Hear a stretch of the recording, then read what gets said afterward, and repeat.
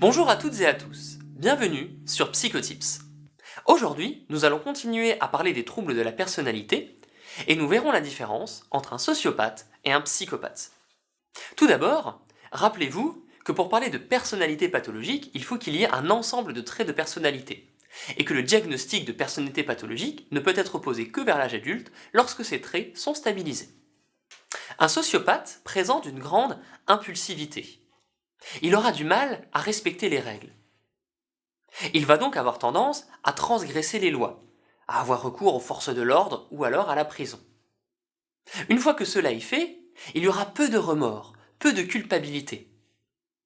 Les sociopathes ont une tendance à manipuler les gens pour atteindre leur objectif. Les comorbidités psychiatriques sont fréquentes chez ces patients.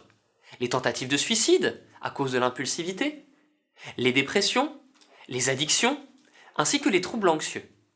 Mais comment devient-on sociopathe ? On retrouve très fréquemment des carences affectives, voire des traumatismes dans l'enfance. À partir de l'âge de 5 ans, il y a ce qu'on appelle un TOP, un trouble oppositionnel avec provocation. L'enfant est dans l'opposition, vis-à-vis de la maîtresse, vis-à-vis des parents, en les provoquant. Il a des accès de colère, et il a du mal à reconnaître sa responsabilité lorsqu'il est en faute. Il est susceptible, irritable, et aura beaucoup de mal à gérer ses émotions. Puis, si rien n'est fait, à l'adolescence apparaît un trouble des conduites. L'enfant va alors avoir du mal à respecter les règles.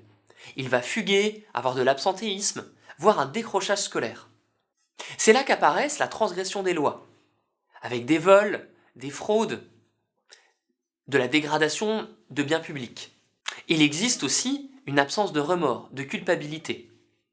Et si rien n'est fait, à l'âge adulte, les traits de personnalité sociopathique peuvent apparaître. Maintenant que le terme de sociopathe est plus clair pour vous, parlons des psychopathes. Il y a bien entendu des points communs entre les deux. L'impulsivité, la transgression des lois, l'absence de remords. Mais l'élément qui caractérise principalement le psychopathe est l'absence d'empathie. L'empathie, c'est la capacité à identifier et à éprouver des émotions pour autrui. Le psychopathe va présenter une froideur affective. Il ne ressentira ni peur, ni tristesse. Il aura tendance à être égocentrique, c'est-à-dire qu'il ne verra l'autre que comme un moyen d'assouvir ses propres désirs. Les études en neurosciences confirment que les patients atteints de psychopathie ont une altération des zones de reconnaissance des émotions et un dysfonctionnement de l'amygdale. Il n'existe pas de traitement médicamenteux pour soigner cela. On peut éventuellement faire une psychothérapie cognitive et comportementale pour leur apprendre à mieux identifier et gérer leurs émotions. Encore faut-il que le patient s'inscrive dans une démarche de soins. Voilà, j'espère que la différence entre psychopathe et sociopathe est plus claire pour vous.